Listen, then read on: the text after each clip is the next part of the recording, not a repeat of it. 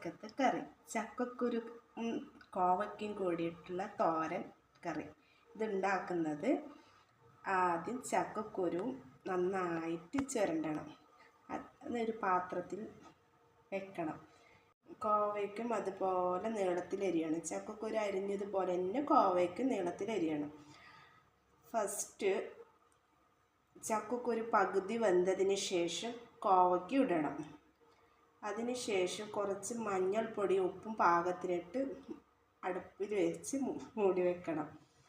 തേങ്ങയും ചിരണ്ടി വെച്ചതിന് ശേഷം വെള്ളം ആറിയതിന് ശേഷം തേങ്ങ ചിരണ്ടി ഇടണം.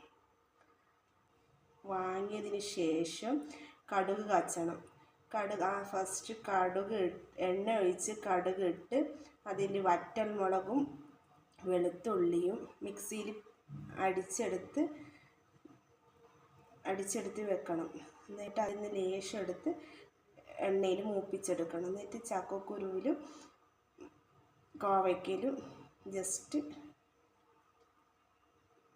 ചട്ടി കാച്ചണം. ഇതാണ് ചക്കക്കുരു കോവയ്ക്കും കൂടി തോരൻ വെക്കുന്നത്.